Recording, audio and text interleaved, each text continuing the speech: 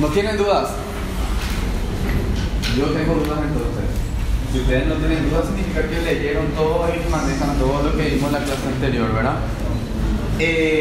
Hablamos de evaluación, ¿sí? Y dentro de la evaluación hablamos de varias etapas de la evaluación. ¿Alguien me recuerda cuáles son esas etapas de las evaluaciones?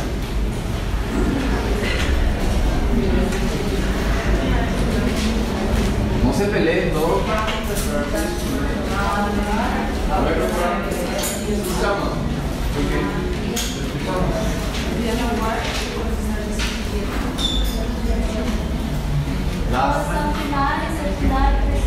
Evaluación general. Evaluación general en donde hablábamos del triángulo de evaluación pediátrica, ¿se acuerdan?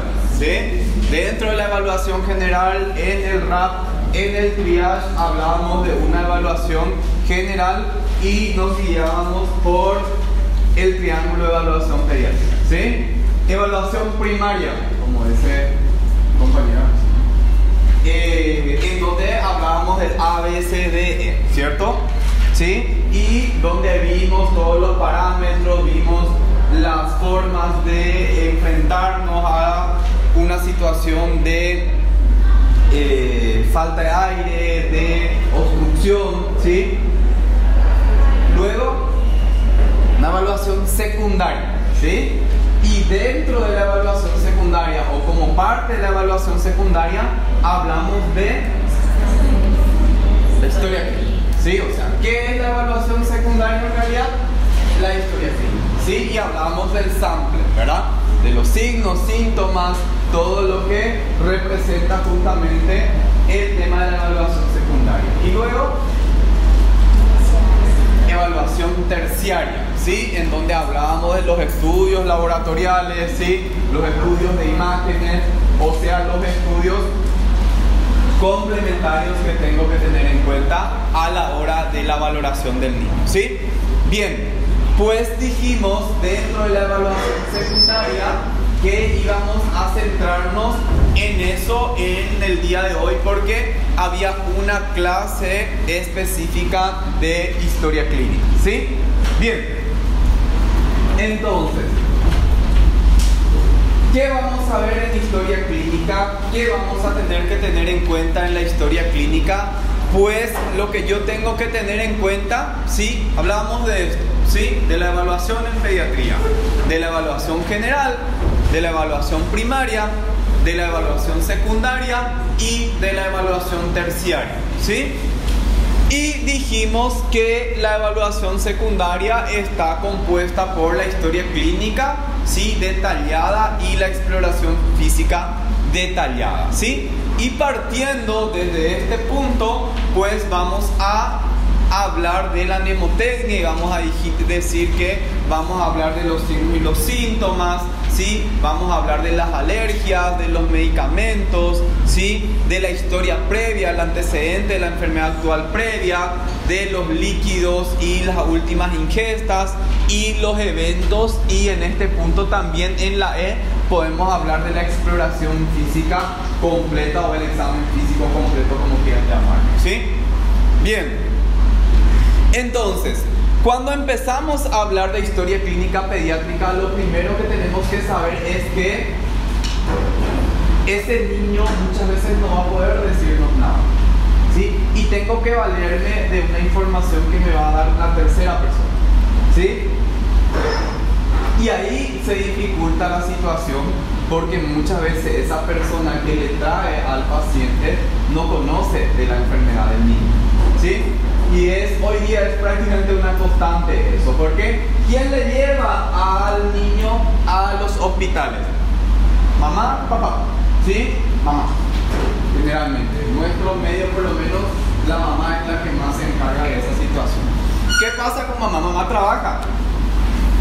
Entonces se va, le encuentra a su hijo enfermo en la casa, lo agarra rápidamente y lo lleva al hospital. ¿Qué le pasó a mamá a tu hijo? No sé. Yo estaba trabajando. ¿Quién sabe? La persona que le cuida, que estuvo todo el día con ese niño. Y esa persona no está. Ahí arrancamos, ¿sí? Y tenemos la primera dificultad en ese sentido. sentido, ¿sí? Entonces voy a valerme de una información que muchas veces no es fidedigna, muchas veces no es completa, ¿sí? Y en ese punto, por esa razón, hay una gran diferencia en relación a la historia clínica pediátrica de la historia clínica del adulto, ¿sí? ¿Qué les dicen cuando hablamos de historia clínica del adulto? Hay que escribir así, tal cual te dice el paciente, ¿sí? ¿Es correcto? Así le dicen en historia clínica de adulto. Hay que escribir así, tal cual le dice la persona a quien estoy entrevistando o a quien estoy haciendo el interrogatorio, ¿cierto? Nosotros en pediatría no usamos eso. Nosotros decimos, vamos a escucharle a todas las personas y vamos a hacer un relato nosotros de lo que pasó con ese niño o con esa niña, ¿sí? ¿Por qué no escribimos así tal cual nos dicen los padres? ¿Sí? Porque ahí realmente muchas veces contamos una historia. Pues la mamá te dice, y empezó con dos, y no voy a ir, y llega a la casa de la abuela, y la abuela le dijo que come esto, y después le llega a la casa de la tía, y es una historia, ¿sí? Y a mí no me sirve muchas veces eso, si voy a la casa de la abuela, la tía, voy a ir a hacer todo eso, porque siempre es lo mismo. Siempre primero le va a dar lo que le dice la abuela, después la tía, la madrina, la vecina, porque la vecina tiene un hijo de la misma edad y le dio la misma cosa y le dio el mismo medicamento, ¿sí? Luego están las farmacias. Le lleva a la farmacia, donde le medican también. Luego le llevan al médico naturalista. Nosotros tenemos acá muchos médicos naturalistas, ¿sí? Todas esas etapas pasa el niño antes de llegar a nosotros a las 2 o las 3 de la mañana, ¿sí? Para consultar con el especialista que se rompió estudiando 15 años, ¿sí? Pero al médico naturalista no se puede ir a esa hora, horario de oficina, ¿sí? Entonces es una situación en la cual tengo que estar atento, ¿sí? Tengo que ya suponer que eso va a pasar, ¿sí? Y además tengo que estar también atento ante una situación que les va a parecer raro, pero pasa constantemente, ¿sí? ¿Alguien de ustedes es papá, mamá? ¿Cuál es el sentimiento que te viene lo primero a la cabeza si tu hijo está enfermo? Sentimiento, si tu hijo está enfermo. Miedo. ¿Quién más?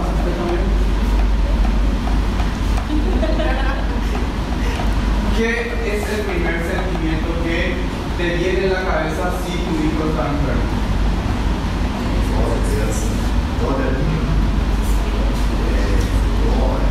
¿Y tiene lástima? Mi mamá siempre dice que nada más importa que todos puedan morir, pero que salven su familia. Sí. Preocupación. ¿Sí? ¿Alguien más?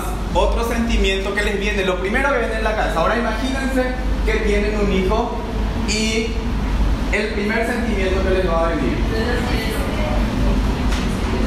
Miedos, angustias, miedo, desesperación, culpa. Culpa es lo primero que se viene en la cabeza. Estaba estudiando y no le pude cuidar a mi hijo y por eso se enfermó. Le llevé desabrigado a la escuela, no le abrigué correctamente y por eso se ligó una enfermedad. Culpa es el sentimiento que realmente más atañe. Y cuando yo me siento culpable de algo, ¿qué es lo que trato de hacer?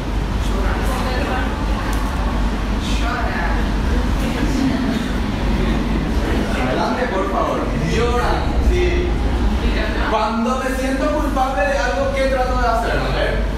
Me están por descubrir que estoy escribiendo con otra chica o con otro chico, ¿qué hago? Siento culpable. Esconder.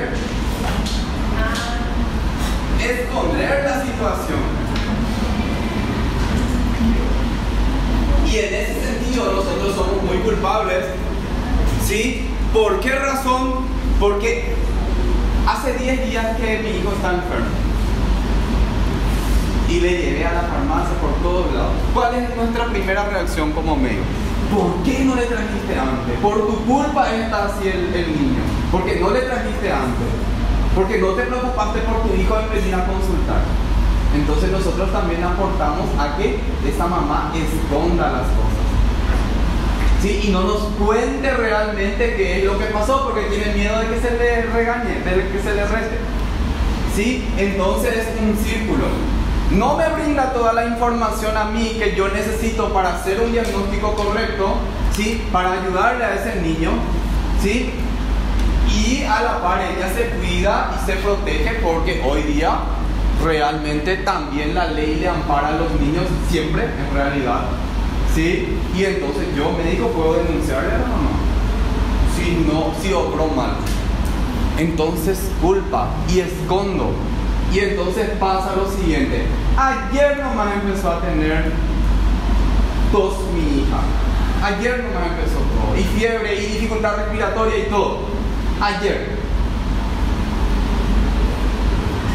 Luego viene el papá, le preguntamos, y la verdad que yo no me acuerdo bien.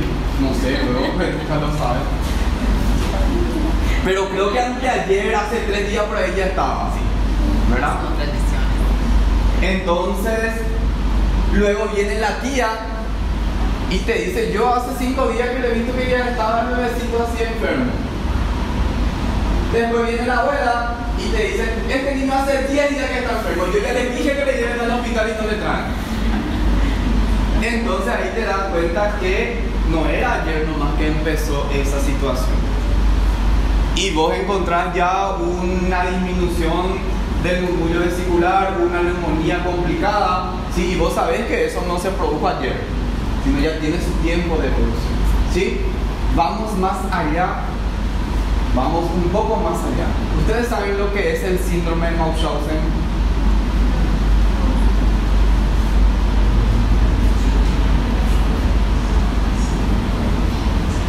Síndrome de Munchausen. ¿Qué es el síndrome de Munchausen? Simulación de enfermedades. Invento una enfermedad de mi hijo para lograr algún tipo de beneficios, ya sea económico, social, judicial. Yo invento una enfermedad para lograr algún tipo de beneficios. ¿Sí? Síndrome de Munchausen. Puede ir un poco más allá incluso, ¿sí? Entonces tengo que estar atento ante esta situación también. Sí, pasa muchísimo. Hoy día tenemos muchísimos padres separados, ¿sí? Y constantes. Los médicos que hacen guardia fin de semana es sábado a la noche, ¿sí? Yo estoy acá con tu hijo, y vos estás con la otra. Mientras tu hijo está enfermo, vos no estás acá. Sí, famoso eso es. Y no es menester solamente de las mamás, también de los papás. La misma cosa. Se queda con el papá y es la misma cosa, ¿sí? Inventan, buscan signos y síntomas para tratar de manipular, tratar de lograr algún tipo de beneficio o algo por el estilo, ¿sí? Entonces tengo que estar muy atento ante estas situaciones, ¿sí? Y saber, y en este punto sí es importante, saber que la historia clínica es un documento médico legal de alto valor asistencial y docente, ¿sí? Todo lo que yo escriba en esa historia clínica va a ser lo que me va a valer a mí como atención de mi paciente, ¿sí? Y esto va directamente a ustedes, médicos jóvenes que se van a graduar, y cuando nos graduamos y empezamos a atender nuestros primeros pacientes, parece que decimos, escribí durante toda la carrera y ahora ya no voy a escribir nada, pues me cansé de escribir. Ya estoy cansado de escribir, ya no voy a escribir. Parece que es una constante. Y ahí se vienen los problemas médicos legales, porque no escribo. Y yo digo, voy a atender todos los pacientes porque para eso estudié y eso es lo que yo quiero ayudar. quiero ver pacientes y no voy a escribir. Y luego hay un problema médico legal y lo primero que agarran es la historia clínica y llevan, antes siquiera de hacer otras cuestiones. Y yo me maté 24 horas encima de ese paciente. Y si no escribí nada, me van a decir no hiciste nada. No, pero yo hice esto y esto y esto. Y no hiciste nada porque no está escrito. El mismo familiar que estaba ahí al lado tuyo va a decir no hizo nada. Así que hay que escribir todo. ¿Sí? Vamos un poco más allá incluso. Me pasó a mí, por eso les digo, por eso les hablo con propiedad. Cuando yo empecé a trabajar, incluso como especialista, y hacía guardia miércoles 24 horas, atendía alrededor de 150 pacientes por día. Llegué a hacer el cálculo de cuántos pacientes, o sea, un paciente cuántos minutos le brindaba, y era alrededor de 2-3 minutos por cada paciente. Aguanté 4 meses así. Luego me fui junto a mi director y le dije, pues yo no aguanto más. Son 150 pacientes por día que yo estoy atendiendo y ya no aguanto más. Y grande fue mi sorpresa cuando él me dijo, a ver, vamos a ver. Ah, no, pero vas a estar atendiendo 20-30 pacientes más igual. Solo tenés 20-30 pacientes por lugar. No necesitas otro compañero si vas a atender 20-30 pacientes nomás por lugar. Registraba 20-30 lo que podía, lo que me daba tiempo, lo que llevaban a la madrugada, y el resto yo no registraba. Entonces no me podían dar un compañero más. Cuando me volví gerente de salud, cuando empecé a tener un servicio a mi cargo, dije, esto es imposible. No puede ser que ellos estén solos en una guardia. Porque hay un flujo de pacientes muy alto. En el hospital regional hay un flujo de pacientes alrededor de 200 a 300 niños por guardia.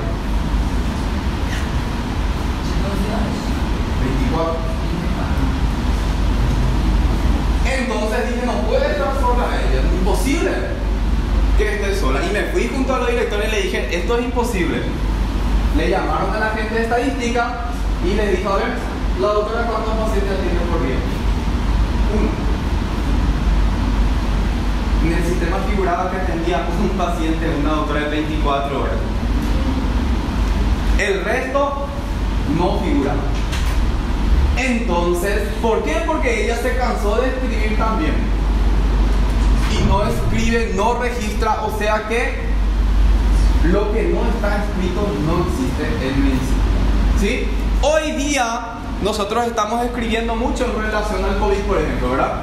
Dentro de 10 años, si hay otro brote, van a venir y van a recoger esta información que nosotros estamos generando para ayudarle a los niños que están teniendo este problema. Entonces tiene un valor importante también en ese sentido. ¿Sí?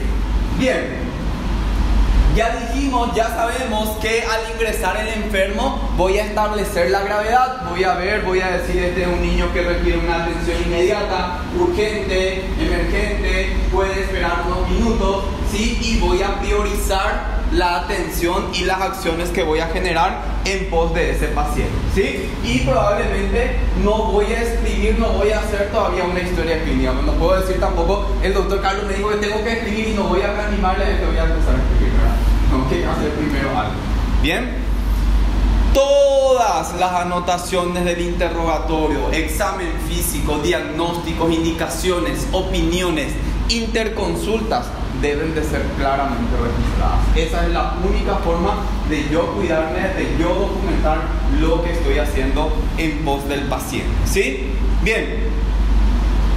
En relación al interrogatorio, ya hablamos de esto y ya dijimos que lo hacemos desde el momento del ingreso y varias personas van indagando a una misma persona o a diferentes personas para tratar de lograr una información, ¿sí? Y eso englobamos y eso unificamos y vemos cuál es la que mejor se conlleva con lo que tiene mi paciente.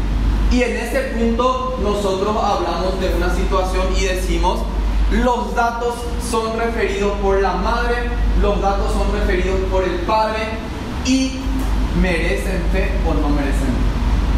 O sea, yo estoy diciendo, ¿le creo a ella lo que me está diciendo o no le creo a ella? ¿Escribo todo lo que me dice? Sí, pero no le creo. Entonces yo ya estoy dejando evidencia de que yo como profesional, como especialista, considero de lo que ella me dijo no es correcto. ¿Sí? Si hay algún problema posteriormente, vamos a tener que ver si qué fue lo que pasó. ¿Sí? Debo de identificar al niño, tengo que saber, ¿sí?, quién es el niño, llamarle por su nombre. Ojo con eso, chicos, ¿sí? Los niños tienen identidad, ¿sí? Tienen que tener identidad y es una forma de abrir. ¿Qué es lo que yo necesito? Lo primero que yo necesito como médico es una familia para tener una información certera. Que la familia confíe en mí. Que la familia me vea a mí como una persona seria, como una persona que le va a ayudar, que le quiere ayudar, ¿sí? Y para ello yo tengo que tomar una actitud de empatía, tengo que ser empático con esa familia, ¿sí? Y para ello muchas veces sirve muchísimo eso, ¿sí? Yo creo que de los varios defectos que tengo es que soy malísimo para los nombres. No me acuerdo de los nombres, ¿sí? Pero nunca me olvido de las caras. Ella vivió 3 años en mi edificio. Yo me acuerdo de su cara, pero me dijo 30 veces su nombre y no me acuerdo. Así que a ustedes les conozco hace una semana y más difícil todavía. Entonces, me cuesta muchísimo llamarle por su nombre. Entonces le digo, ¿cómo se llama tu hijo? Fulanito. ¿Y qué le pasa? ¿Qué le pasa? ¿Qué le pasa? La mamá se siente ya como que yo me intereso por ese niño. Entonces, ¿qué hice? Le dije a los residentes, a todos los residentes, porque yo hago la recorrida todos los días y me voy todos los días, le veo a los niños, ¿verdad? Le dije a los residentes, van a poner el nombre de cada paciente acá en la cabecera de cada niño. Nombre y apellido. Entonces voy y digo, ¿cómo amaneció hoy su hijo Ramírez? No, doctor, se acordó del nombre de mi hijo. Ya sabe quién es mi hijo. Y me abre muchísima más información a mí que a los mismos residentes. Mucho más me cuenta a mí la mamá. Yo me voy un ratito. Pero ¿qué pasa? ¿Qué nosotros? El niño de la anemia, el niño de la neumonía, el niño de la cama 5, el niño de la cama 6. La mamá dice, ni siquiera le conoce, ni siquiera sabe quién es mi hijo. Le llama por una enfermedad. Entonces no le brinda información. Muchísimas veces. Señora, tu hijo tiene todas las vacunas. El residente me dice, doctor, inmunización incompleta, no tiene todas sus vacunas. Señora, ¿tiene todas sus vacunas su hijo? Sí, tiene todo. ¿Y vos tenés la libreta de salud del niño? Sí, acá mismo, la revista. Una semana después de que ya estaba internado. ¿Por qué? Porque no confiaba en esa persona. Entonces eso yo tengo que lograr primeramente para que ellos me brinden una información certera. Porque yo necesito de esa información para llegar a un diagnóstico. El 85 al 90% de los diagnósticos en pediatría se hace a partir de un buen interrogatorio. La mayoría de las patologías yo voy a lograr diagnosticar con un buen interrogatorio, ¿sí? Luego eso corroboro con un examen físico, corroboro con un estudio laboratorial, ¿sí? Y voy a valerme de estas personas, del informante, de la persona que le cuida, que van a ser las personas que en mayor medida van a tener una información más precisa, ¿sí? Bien.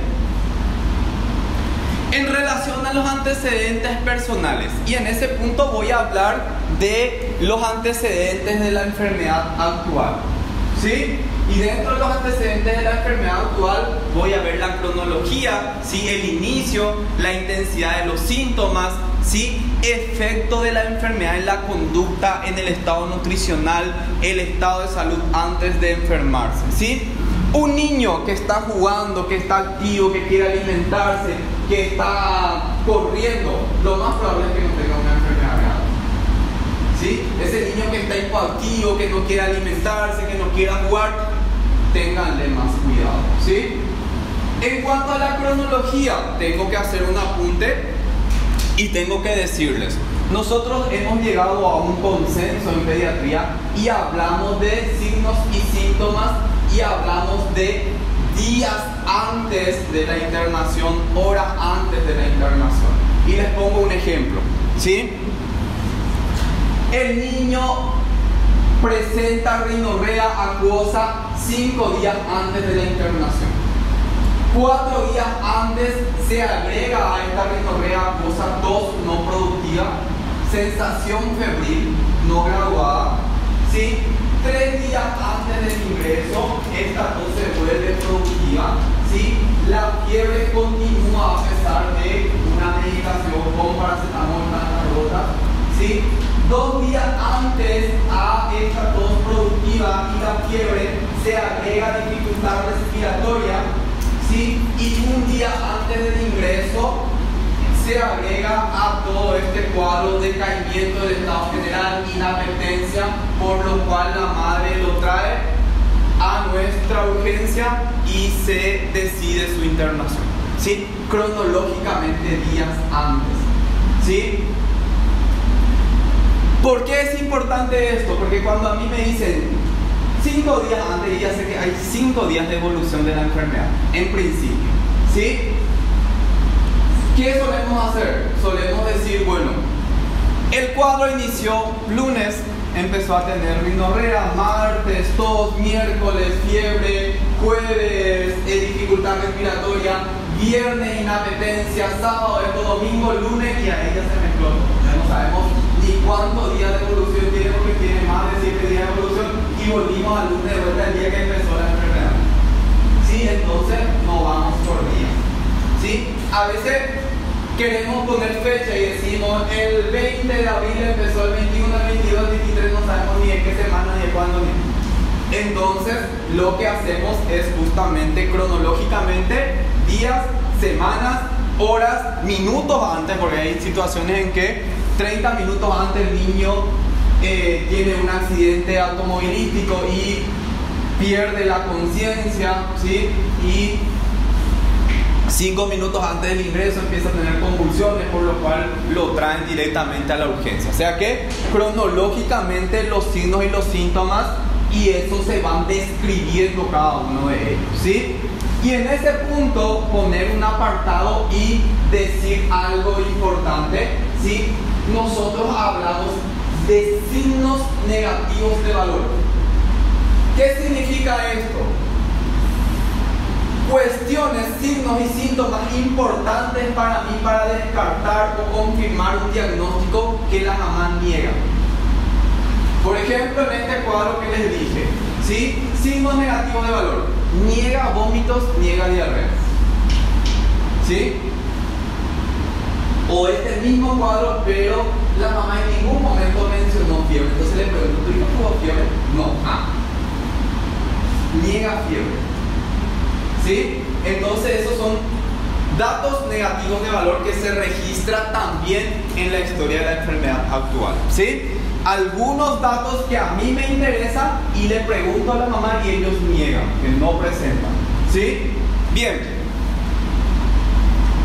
Debo de evaluar la información epidemiológica, ¿sí? Debo de preguntar de dónde viene, ¿sí? Si hay algún tipo de enfermedades en el barrio, en la cuadra, ¿sí? Si el niño acude a una escuela, si los demás miembros de la clase tienen algún tipo de enfermedad, ¿sí? Hoy día, más aún eso, con las enfermedades infectocontagiosas que están muy de moda, digámosle, como por ejemplo, ahora en los niños hay muchísimos síndromes de manos de boca, ¿sí? Dado por el Coxsackie, por el virus del Coxsackie.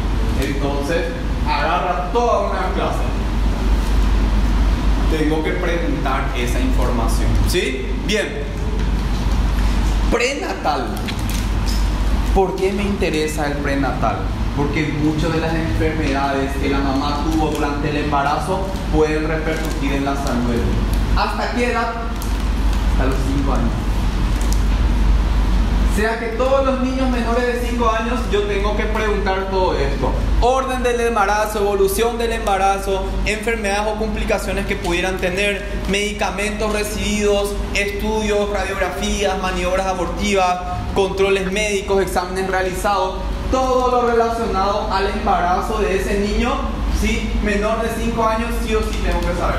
Y si tengo alguna situación particular, tengo un retraso del desarrollo psicomotor, tengo algún problema neurológico, algo, igual necesito saber de los datos, ¿sí?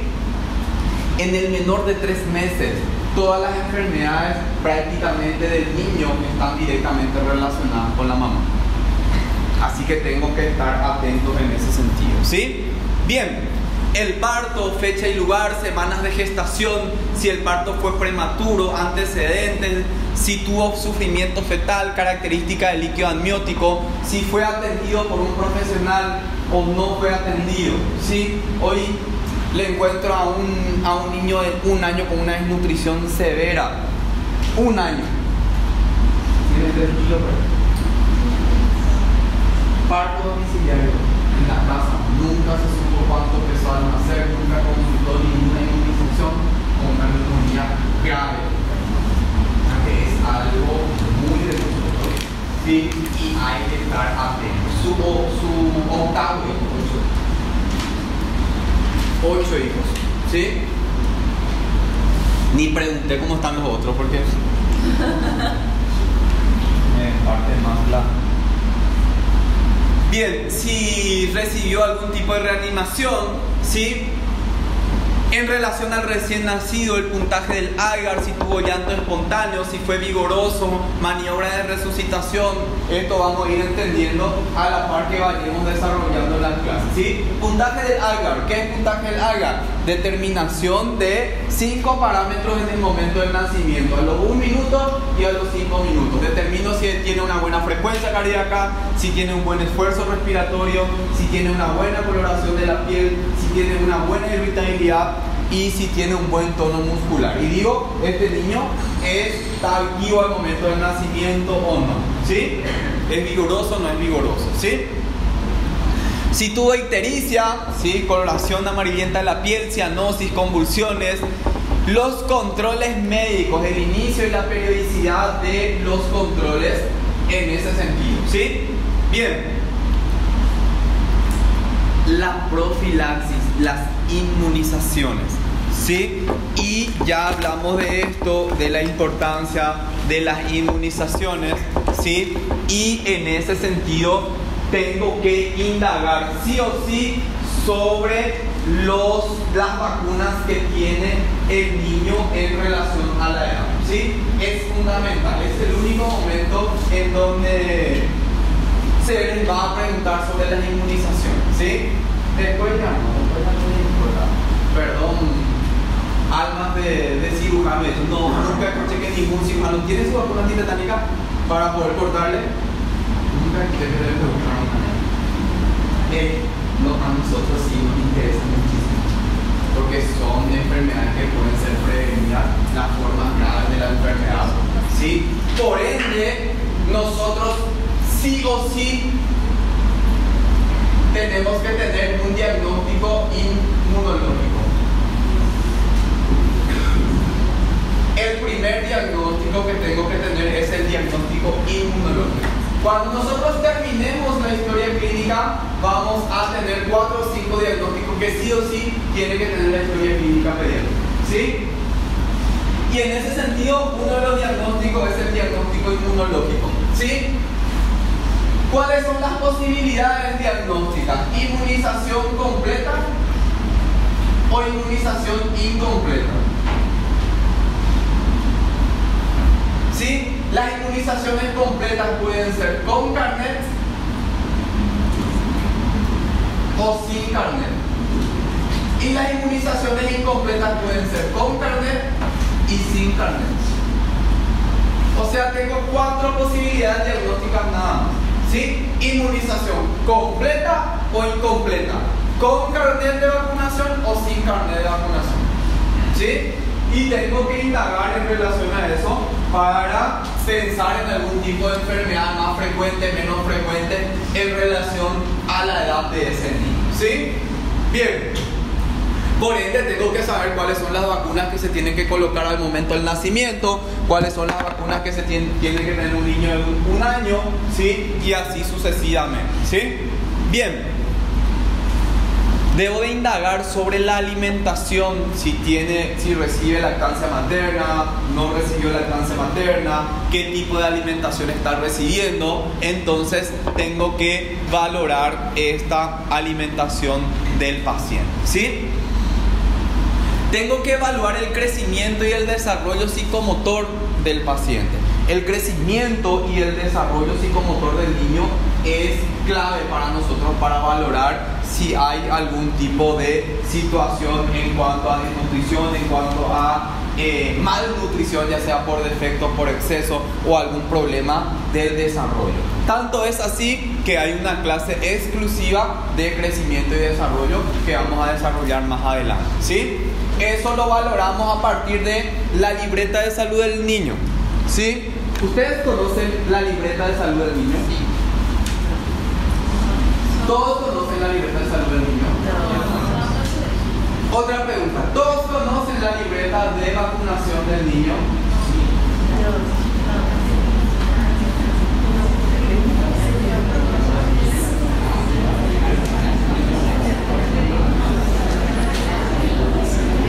¿Por qué la pregunta? Y ahora les aclaro. Es la mismísima cosa. Pero, ¿qué pasa? ¿Qué hicimos nosotros, los pediatras? Y en ese sentido me hago mea culpa y le incluyo a todos mis colegas. Nosotros siempre le dijimos a la mamá la libreta de vacunación de tu hijo.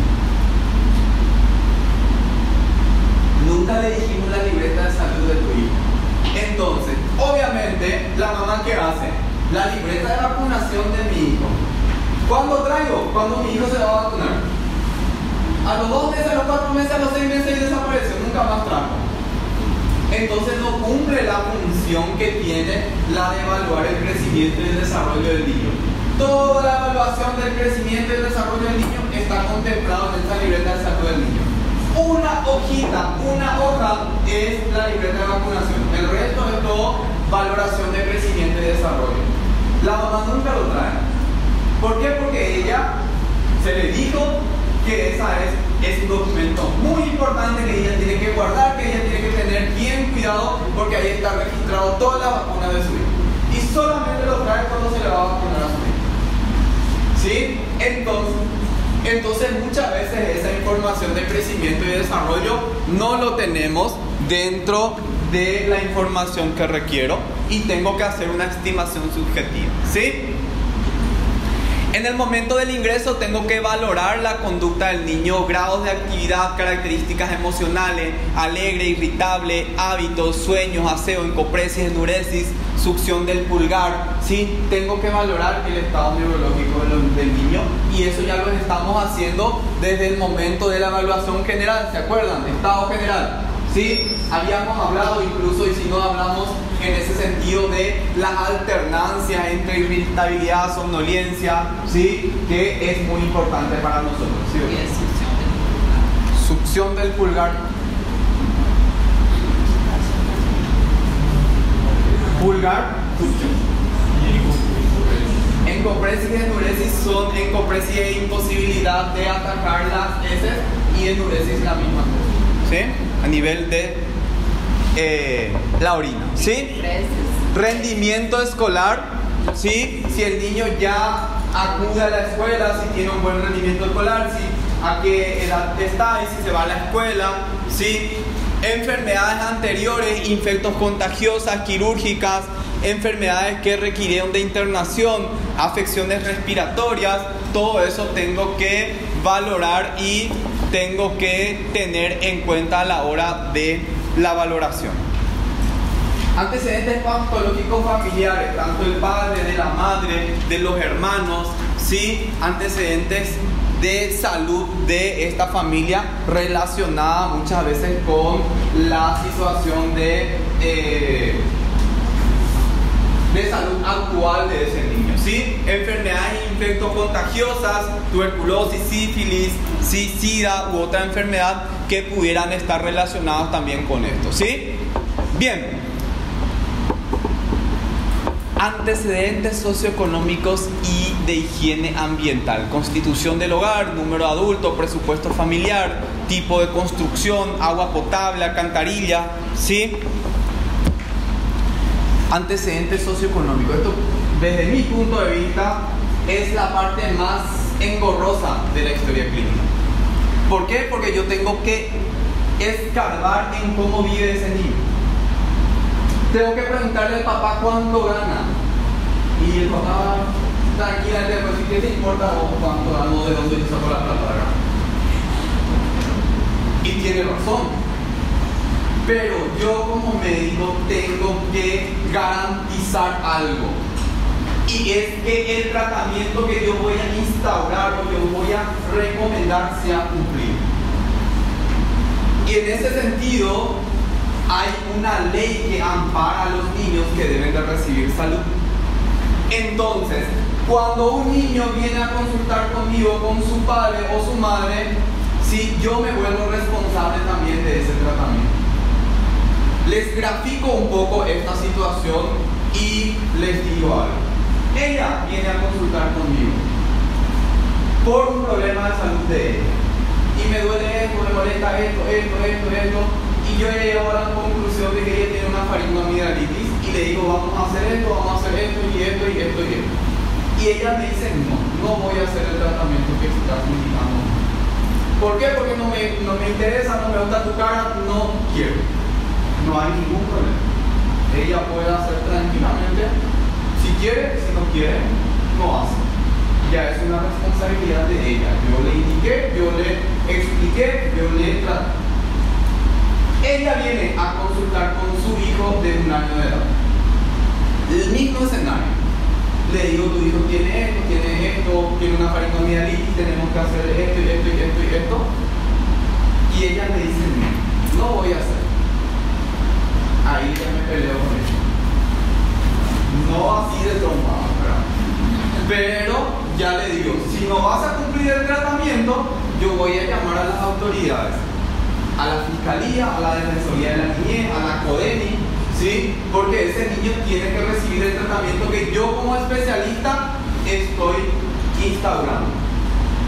¿Por qué? Porque la ley protege a ese niño y dice que tiene que recibir ese tratamiento. Entonces, tengo que conocer dónde se va a ir ese niño.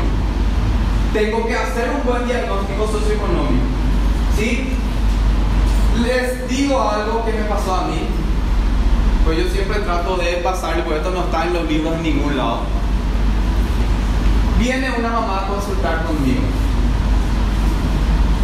Era residente de 3er año por ahí. Me creía el mejor residente, pues siempre me decían lo mismo.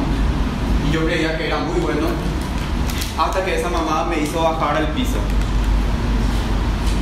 Vino la mamá a consultar conmigo y me dice, doctor, mi hijo tiene esto.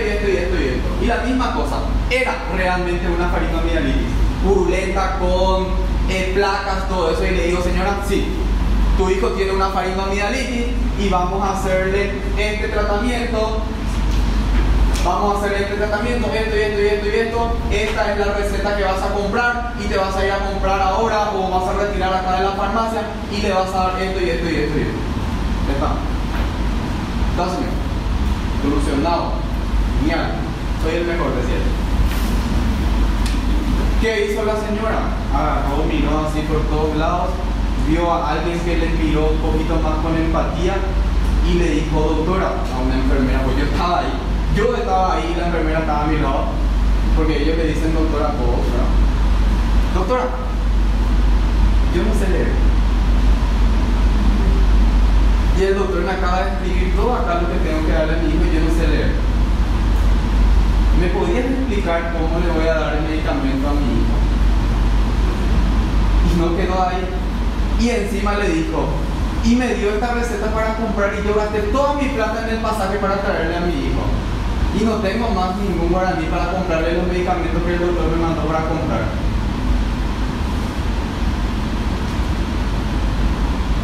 ¿Qué pasó? No hice un diagnóstico socioeconómico. Ese niño se iba a ir a la casa, no iba a cumplir el tratamiento y dentro de 2 o 3 días iba a venir con una enorme neumonía como complicación de esa faringoamigdalitis, o con una fiebre reumática o con cualquier otro problema infeccioso. ¿Por qué? Porque no hice un diagnóstico socioeconómico adecuado. No le pregunté a esa mamá si podía cumplir el tratamiento, si podía atender, buscar alternativas, preguntarle, ¿entendés lo que te estoy diciendo? ¿Sí? Entonces el diagnóstico socioeconómico para nosotros es fundamental. ¿Qué digo con esto? Que un niño que no va a recibir el tratamiento en la casa, que yo me doy cuenta que no va a recibir el tratamiento en la casa, tengo que internarle, tengo que dejarle porque se va a complicar en la casa y yo voy a ser responsable. ¿Sí? Por ende, tenemos que hacer el diagnóstico socioeconómico. Segundo diagnóstico.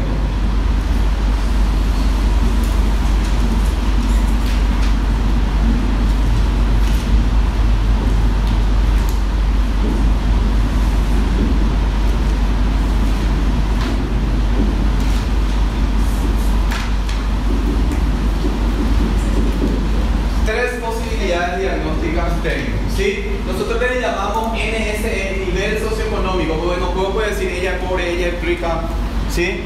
Entonces hablamos de nivel socioeconómico grado 1, grado 2, grado 3. Hay otras clasificaciones de niveles socioeconómicos, ¿sí? En México, por ejemplo, hay 6 niveles socioeconómicos, ¿sí? Alto, medio bajo, así sucesivamente, ¿sí? Varios países. Nosotros clasificamos en 3 niveles socioeconómicos, ¿sí?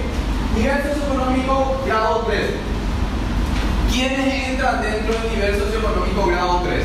¿Sí? Niños en situación de calle, niños que viven en hogares, niños que tienen una inestabilidad familiar importante, ¿sí? Niños de pueblos originarios, ¿sí? ¿Quiénes son los niños de pueblos originarios? Los indígenas. Ella hoy no quiere que se les llame indígena y hay que llamarlos personas de pueblos originarios, ¿sí? Son cuestiones de derechos humanos que ellos son también, igual que las personas con VIH, no se quería que se le llame con VIH, después lo convertimos en SIDA, después hoy ya le llamamos PDS. ¿Sí? Van cambiando y van rotando, ¿sí? Las personas indígenas también no quieren eso y solicitan que se le llamen como personas del pueblo originario, ¿sí?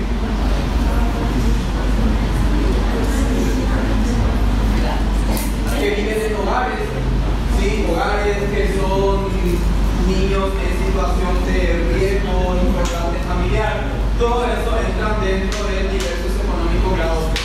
O sea, tengo un niño con un nivel socioeconómico grado 3, lo más probable es que tenga que internar, ¿sí?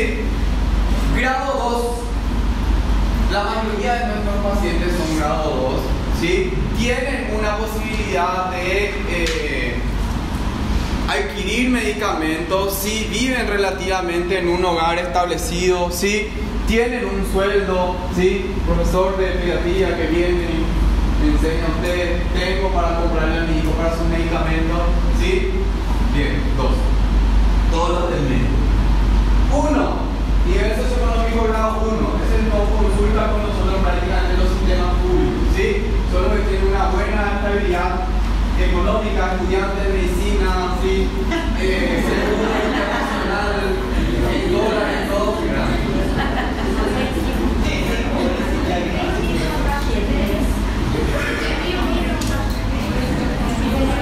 Entonces ya saben, ¿sí? No se les distraigan. Eso es para que aprendan más.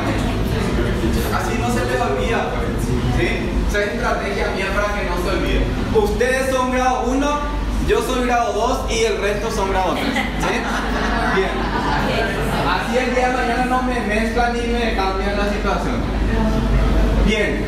3 posibilidades diagnósticas tenemos, ¿sí?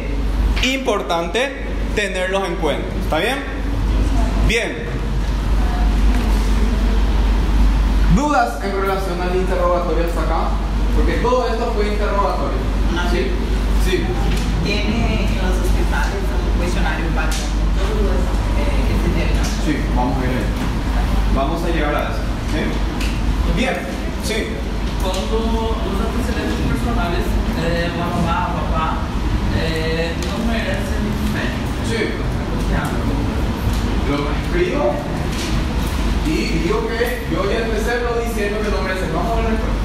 Sí, vamos a aclarar eso ahí también. ¿Está bien? Bien. Examen físico. Sí, el examen físico no difiere mucho del examen físico del adulto. ¿Sí? Hay algunas características que tengo que tener en cuenta. ¿Sí? Se dificulta obviamente siempre el examen físico. ¿Por qué? Porque el niño llora, porque el niño está inactivo, está irritable, o sea, no me deja examinar, ¿sí? Es muy pequeñito, le tengo miedo, ¿sí? Un montón de cosas que dificultan el examen físico, ¿sí?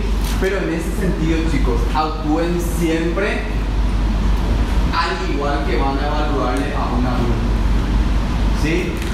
Porque ahí viene la cuestión, ¿sí? Muchas veces decimos, tu hijo tiene 3 años, sácale toda la ropa, padre es un niño. Tiene 4 o 5 años, sácale toda la ropa, vamos a examinar.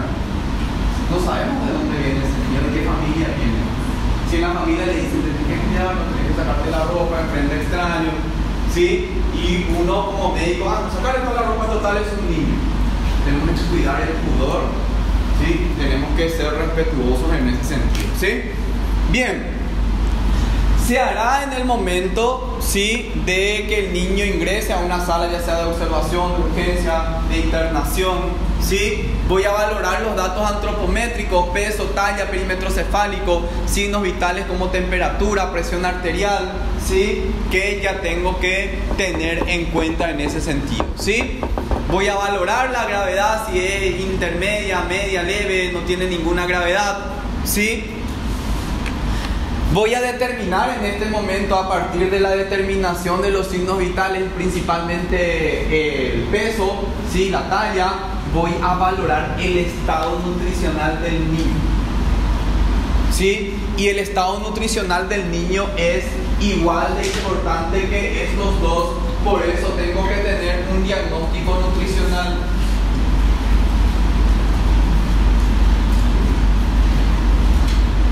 Sí o sí tengo que tener un diagnóstico nutricional. ¿Cuáles son las posibilidades? Eutrófico, no tiene ningún problema nutricional. ¿Sí? Sobrepeso, obesidad, sí está por encima de los valores. ¿Sí? Desnutrición grado 1, grado 2, grado 3, en dependencia del grado de desnutrición que tiene. ¿Cuál es la importancia acá? Que la mayoría de los niños desnutridos tienen una posibilidad mucho más alta de que tenga una enfermedad grave. El mismo ejemplo del cual estábamos tocando, un paciente con neumonía, con una desnutrición, tiene posibilidades 5 a 6 veces más de morirse que un niño eutrófico. Cuando veamos desnutrición vamos a ver el por qué también, ¿sí? Entonces, en ese punto tengo que tener los diagnósticos nutricionales del paciente, ¿sí? Voy a valorar la simetría, la fascia, simetría de rasgos, aspectos. Voy a valorar la posición del niño, activo, semipasivo, ¿sí? Asimetrías posturales, flexión, extensión, opistótonos, si tiene una posición de opistótonos, ¿sí? ¿Cuál es la posición de opistótonos?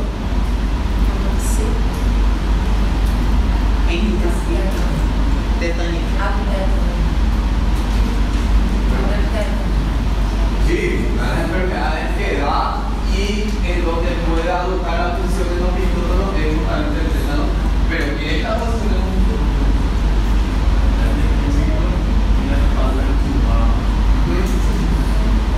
Sí, bien. La posición de opistótonos es en donde el niño, la niña, la persona en decúbito supino, la única superficie que tocan la mesa examinadora es el occipucio y el talón. Sí, por eso decían esa posición encurvada, ¿sí? Por eso es opistótonos. ¿sí? Occipucio y talón. Se da en el tétano, en la meningitis nosotros vemos en los niños pequeñitos, ¿sí?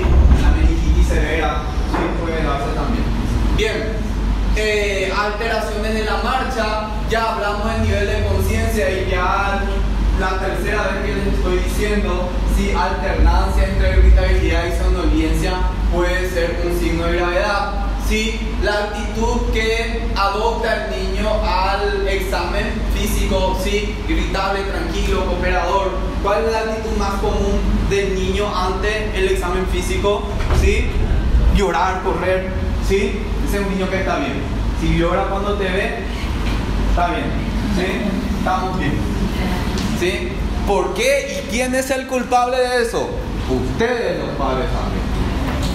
Sí, sí. Te portás mal y te voy a llevar al médico para que te pongan una vacuna. Si comes mal, vas a tener que ir al médico y te van a poner una vacuna. ¿Sí? No haces lo que te digo y te voy a llevar al médico para que te pongan una vacuna. El día que el niño se va enfermo al hospital junto al médico, ¿qué hice? ¿Qué hice para merecer esto? ¿Verdad? Entonces, nosotros los padres somos los culpables, ¿sí? Ningún momento le dijimos, vamos a ir al médico para que te ayude, para que te cures. El médico es, bueno, vamos a llevarle un regalito. Es el peor enemigo del niño, ¿sí? Y más todavía si tenemos un guardapolvo blanco. Porque ya relaciona con la enfermera, para que sí o sí le pone la vacuna cuando... Yo siempre le digo eso a los niños, ellas son las malas, yo no. Porque ellos son los que le ponen la vacuna. Bien, entonces voy a valorar piel, faneras, sistema linfático, coloración, si está rojo, rojo pálido, sí, rosado pálido, perdón, ictérico, cianótico, la turgencia, valorar la presencia de panículo adiposo, la elasticidad, signo del pliegue, sí, valoro el signo del pliegue, humedad, sudoración. A nivel de la piel, aspecto, esdema, escleredema, erupciones, pigmentaciones, petequias, equimosis, picadura de parásitos, si tiene la cicatriz de BCG, valorar la parte de los ganglios linfáticos, ¿sí? Por eso les decía, no difiere mucho de la parte de la evaluación del adulto también. A nivel del cráneo, cuero cabelludo, marcas de force si es un recién nacido, hundimiento, bolsas serosanguíneas, cefalohematomas, ¿sí? Valorar el pelo, la forma craneana, si las fontanelas están abiertas todavía valorar la tensión, la presión, las suturas. ¿Sí, doctora? ¿Qué es fanera? Faneras son uñas, pelo, todo eso son faneras. Anexos da pele. ¿Perdón? Os anexos da pele. Sí, anexos, faneras. Sí. Bien. A nivel de la cara voy a ver el ojo, forma, párpados, ¿sí? Si hay tosis, si hay edema, volumen ocular, si hay enostalmo, exostalmo, ¿sí? O sea, hundimiento o protrusión del globo ocular. La movilidad ocular, nixtasmo, estrabismo, ¿sí? Conjuntiva, si hay palidez, enrojecimiento, si hay hemorragias, secreciones, valorar las escleras, las córneas, ¿sí? Las pupilas, formas, tamaños, valorar el reflejo pupilar, ¿sí? Lo ideal es hacer una oftalmoscopía, ¿sí? Todos tenemos que tratar de hacer una oftalmoscopía, ¿sí? Es importante, ¿está bien? A nivel de la nariz, forma, aleteo nasal, ¿sí? Es característico de los niños con dificultad respiratoria importante, los movimientos de las alas de la nariz, ¿sí? Valorar justamente si hay secreciones a nivel de las fosas nasales, hacer una endoscopía. A nivel del oído, la implantación del pabellón auricular, ¿sí? Formas, simetrías, ver conducto auditivo externo, ¿sí? Valorar muchas veces, un motivo de consulta muy frecuente es que hay cuerpos extraños en el oído, los niños se meten cosas en el oído, ¿sí? No se olviden nunca de valorar los dos, porque muchas veces se metió algo en el oído, vemos, sacamos y también en el otro lado, ¿sí? O se meten en la nariz también, ¿sí? Entonces tenemos que estar atentos ante estas situaciones también, ¿sí? Y realizar una mucosas, encía, paladar en los recién nacidos si no tienen paladar hendido, lengua, amígdalas, ¿sí? Ojo, la boca debe de ser lo último que evaluemos o que exploremos. ¿Por qué? Porque ¿qué es el miedo mayor del niño cuando va a un médico? El que se le meta el palito en la boca. ¿Sí? Entonces, dejar eso siempre para lo último, ¿sí? La valoración de la faringe para lo último, ¿sí? Y lograr primero la confianza del niño para después pedirle que... Porque si directamente te va y le haces eso y después ya no hay caso para evaluar otras cuestiones, ¿sí? Cuello, posición, aspecto, ¿sí? Asimetrías, quistes, movilidad a nivel de la columna, posición, movilidad, sensibilidades, curvaturas, lesiones. A nivel tóraco-pulmonar, pues vamos a seguirnos por los aspectos de semiología que tengo que conocer, ¿sí? En donde voy a valorar inspección, palpación, percusión, amputación en los diferentes aparatos, ¿sí? Para ir buscando algún tipo de alteración y algún tipo de situaciones que tengo que ir describiendo en pediatría y no poniendo ST por todos lados, ¿sí? En pediatría no somos partidarios de colocar ST, ¿saben lo que es ST, verdad? Sin particularidades, ¿sí? Es describir lo que encuentro, ¿sí? Tanto a nivel de la inspección, simetrías, conformación, la respiración. Nosotros vimos que la frecuencia respiratoria va a variar en dependencia de la edad, ¿sí? Amplitud, si es costal, si es abdominal, si es mixta, que es muchas veces la más común en los niños, ¿sí? Ver si hay retracciones supraesternal, intercostal, subcostal, palpación, ¿sí?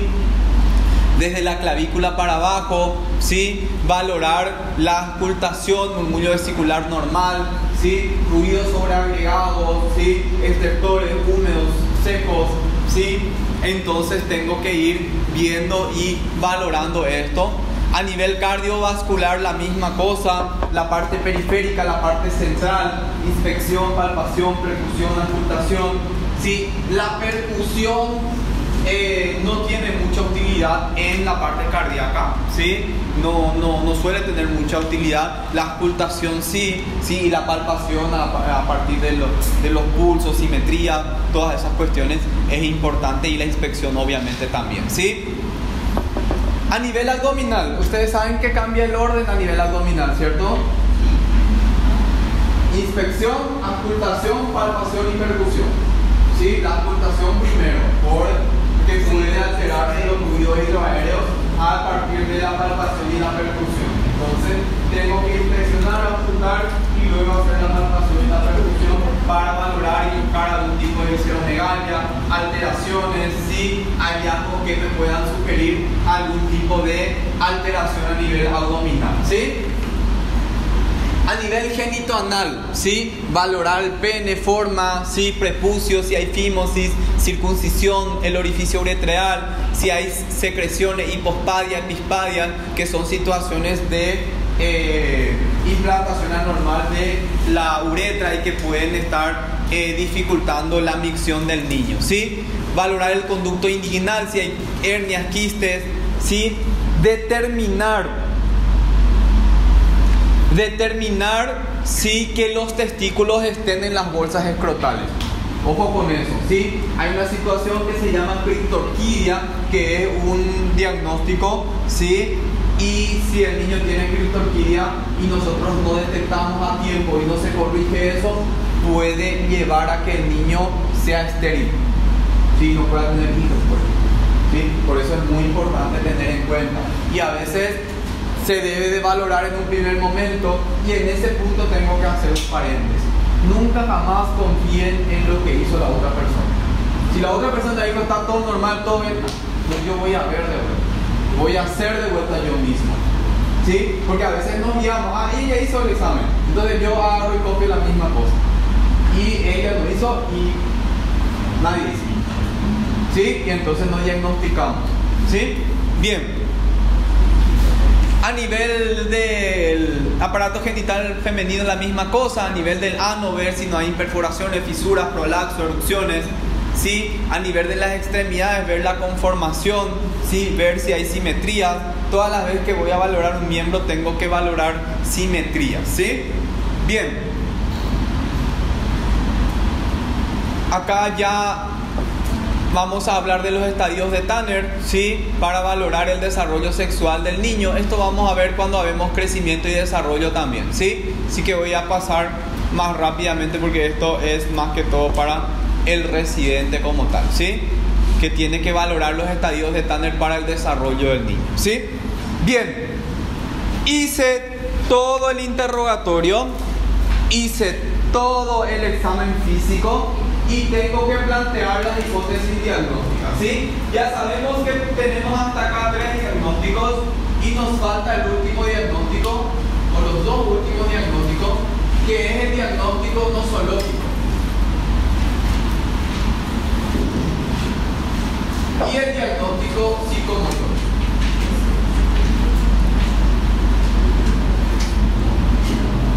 El diagnóstico nosológico, ¿qué es?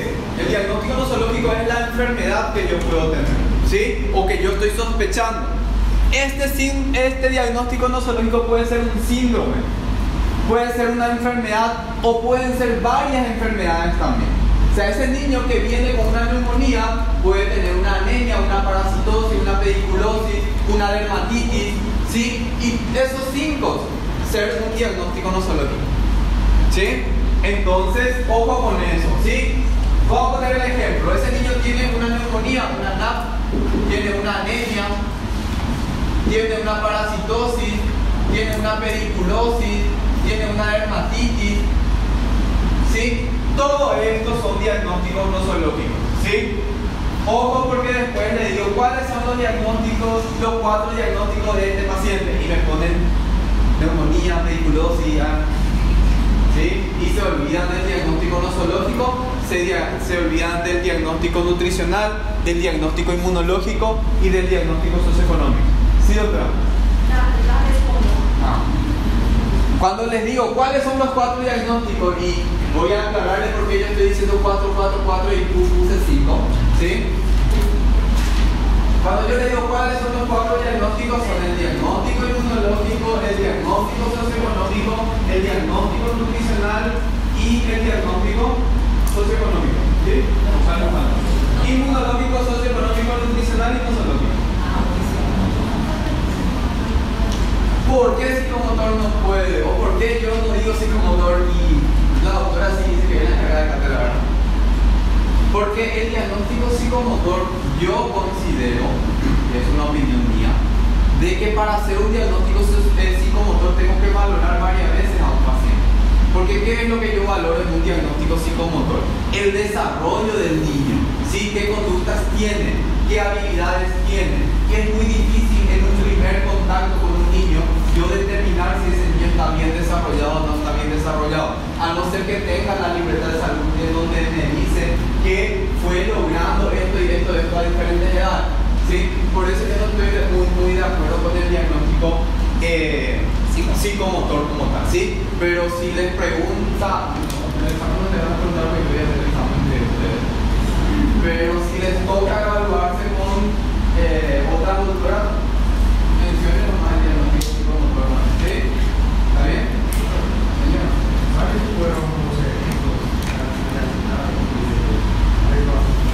Neumonía, anemia, parasitosis, pediculosis y una dermatitis.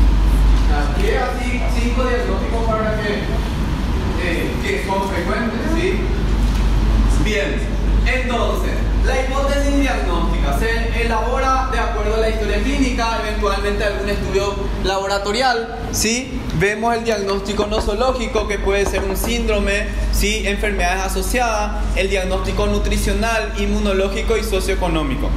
Obviamente lo ideal es fundamentar esto, ¿sí? Porque yo creo que este es el diagnóstico, ¿sí? Y fundamentarlo de forma correcta y plantear cuáles son los criterios que apoyan el diagnóstico que yo estoy determinando, ¿sí? Bien. Luego tengo que colocar toda la parte del estudio, el tratamiento, las indicaciones, ¿sí? La alimentación, los cuidados especiales de enfermería, medicamentos, exámenes e interconsultas.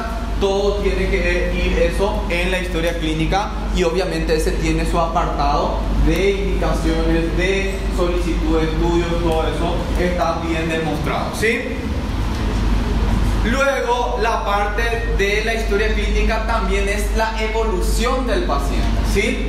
¿Qué es la evolución del paciente? La evolución del paciente es un escrito que yo hago diariamente o varias veces al día en dependencia de la gravedad de mi paciente, ¿sí? Para ir determinando y diciendo, en tal fecha y hora se presentó este niño con este estado general, con variaciones de los signos y síntomas, ¿sí? Aparición de nuevos signos o síntomas, ¿sí? Seguimiento de los síntomas, ¿sí? Y comentarios respecto al niño, ¿sí? ¿Qué le digo? Este niño con neumonía estaba súper bien evolucionando, súper bien. La enfermera me llama y me dice, doctor, está algo pasó. Entonces yo tengo que ir a evolucionar y escribir todo lo que pasó con este niño, ¿sí? Si empeoró su dificultad respiratoria, está desaturando, le agregué oxígeno, todo eso tengo que hacer una evolución. Estuvo bien durante todo el día.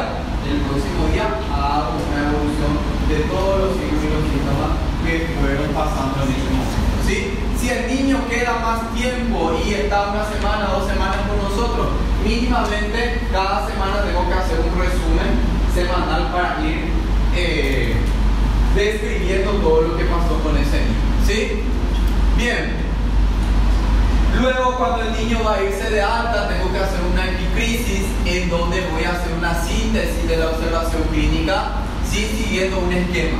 Identificación del niño, fecha de ingreso y egreso, los diagnósticos que tuvo ese niño, ¿sí? Cuáles fueron los diagnósticos principales asociados, ¿sí? El estado nutricional, los fundamentos diagnósticos y tratamiento y la evolución que tuvo ese niño, y la instantánea del egreso, que voy a valorar la condición general del egreso, ¿sí? Mejorado, ¿sí? En tratamiento, ¿sí? Control ambulatorio. ¿Cuándo lo voy a controlar? En pediatría, en ese sentido, nosotros somos muy tajantes en que las enfermedades pediátricas son muy dinámicas. Entonces sí o sí tengo que controlar a ese niño, ¿sí?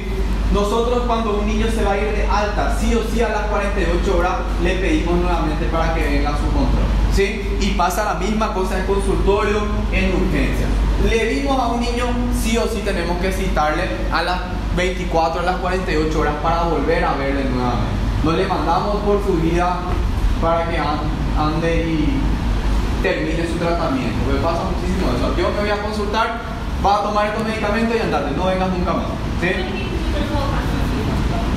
En pediatría no pasa eso, porque rápidamente puede empeorar o rápidamente puede mejorar también, entonces tengo que estar atentos a eso, ¿sí? Y después damos el alta definitiva del paciente, ¿sí? Bien, este es el modelo oficial de historia clínica, ¿sí? Del Ministerio de Salud Pública, y es lo que deben de conocer ustedes. Hay una historia clínica que no sé si ya llegó a manos de ustedes, una historia clínica pediátrica que ya llegó a manos de ustedes, ¿sí? Esa historia clínica que ya llegó a manos de ustedes es el resumen del resumen del resumen del resumen de... ¿Por qué lo sé? Porque yo hice. Que me pidieron un resumen de la historia para que se tenga en la facultad y salió esta hojita, ¿sí? No estoy de acuerdo. Yo hice, pero no estoy de acuerdo. Esta es... ¿Por qué? Porque es un poco didáctico para ustedes, ¿sí? Lo mejor sería trabajar con eso. Siempre.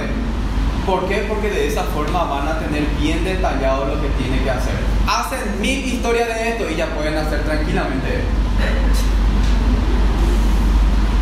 ¿sí? Porque ya tienen mecanizado qué es lo que tienen que hacer, ¿sí? Bien, entonces, y este es el oficial. Si vas a trabajar en cualquier situación de, ya sea público o privada, esta es la que tienes que hacer. Y hay uno neonatal y hay otro otro pediátrico, ¿sí? Incluso esto es una historia detallada para todos los servicios. Por eso dice acá cirugía, clínica médica, ginecobstetricia, pediatría, ¿sí? Bien, y vamos a darle un vistazo. Datos generales del establecimiento, dice servicio, establecimiento de salud, hospital regional, hospital distrital de Presidente Franco de Ciudad del Este, región sanitaria, 10ª región sanitaria es la nuestra, ¿sí? Nosotros nos guiamos por los departamentos, entonces siempre va a ser 10ª región en todo el departamento del Alto Paraná, ¿sí? Distrito, fecha de ingreso y hora y minuto de ingreso. ¿Por qué es importante esto? Porque todo niño que haya fallecido en las primeras 24 horas de haber ingresado en el hospital, la responsabilidad médico-legal es mucho menor para nosotros. A no ser que nosotros hayamos causado una impericia o alguna situación de negligencia. ¿Sí? Bien. Entonces, por eso es importantísimo la fecha y la hora. ¿Sí? Datos del paciente, y acá tiene nombre, fecha de nacimiento, edad, ¿sí? Número de documento, domicilio del paciente, ¿sí? Todos los datos de referencia, teléfono, correo electrónico, todo eso está acá en esta parte, ¿sí? Incluso hay un lugar donde hacer un croquis, ¿sí? ¿Qué es un croquis? Es el Google Maps de ustedes, ¿sí? Pero hecho a mano. Vivo a tal parte. ¿Sí? Estas son las referencias que tengo, ¿sí? ¿Para qué sirve? Para la parte epidemiológica, ¿sí? Hay un paciente con meningitis, le informa epidemiología tiene que hacer bloqueo epidemiológico, ¿sí? Para que no se esparza la enfermedad, ¿sí? Bien, nivel educativo, ¿sí? Persona responsable del niño, ¿sí? Papá, mamá, los datos de esa persona responsable. Si fue trasladado, el paciente fue trasladado de un lugar a otro, ¿sí? Referencia contra referencia se llama, ¿sí? Rebeca está en el hospital distrital de Hernandarias y me llama y me dice: Carlos, te voy a mandar un paciente, ¿sí? Con estas características, y esto. Ella me refiere el paciente, ¿sí? Me manda el paciente. El paciente mejoró, empeoró, le llamo de vuelta a Rebeca, le digo: te voy a enviar tu paciente nuevamente porque ya está mejor o porque quiere irse. Contra referencia, ¿sí? Referencia contra referencia del paciente. ¿Cómo se hizo? Si fue de esa forma, ¿sí? Interrogatorio, y acá vamos a lo que hablábamos. Los datos son referidos por la madre, el padre, y si merecen fe o no merecen fe, ¿sí? Motivo de ingreso, motivo de consulta, ¿sí? Esta historia clínica tiene motivo de ingreso y motivo de consulta.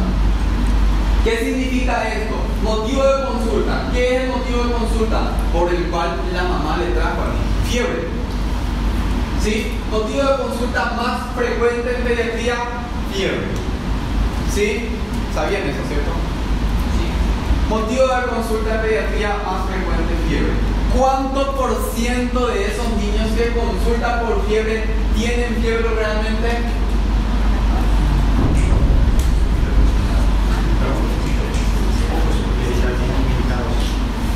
Ni tanto. No se determina correctamente. Sí, porque 37 lo determinan. Su cabeza lo determina fiebre. ¿Sí? 25% de los pacientes que vienen a consultar por fiebre tienen fiebre, el resto no. Entonces, vino a consultar por fiebre, ¿sí? Motivo de consulta, fiebre. Yo, médico, voy a ingresarle. Motivo de ingreso, dificultad respiratoria. O sea, yo como médico planteo que no voy a internarle porque no tiene la fiebre, pero vino a consultar por fiebre, pero el motivo de ingreso va a ser dificultad respiratoria. Entonces cambia, ¿sí? El motivo de consulta puede ser lo mismo que el motivo de ingreso, sí. La mamá lo vino a consultar porque su hijo está convulsionando. Motivo de consulta, convulsión. Motivo de ingreso, convulsión. ¿Sí? O sea, puede ser igual. Lo que nunca puede ser un diagnóstico ya no puedo de entrada poner un diagnóstico, ¿sí? Antecedentes de la enfermedad actual, antecedentes remotos de la enfermedad actual. Y en este punto también tengo que diferenciar cuáles son los antecedentes remotos de la enfermedad actual. Y eso se ve principalmente en los pacientes con cuadros respiratorios, ¿sí? En los pacientes con asma, por ejemplo. Hace 2 semanas tuvo el mismo episodio, no se recuperó totalmente y ahora tiene nuevamente una crisis. Tuvo un antecedente remoto de la misma enfermedad, ¿sí? Entonces tengo que estar atento a eso. Bien. Luego dice los hábitos alimentarios, defecatorios, ¿sí? Y acá dice causas externas de traumatismo, ¿sí?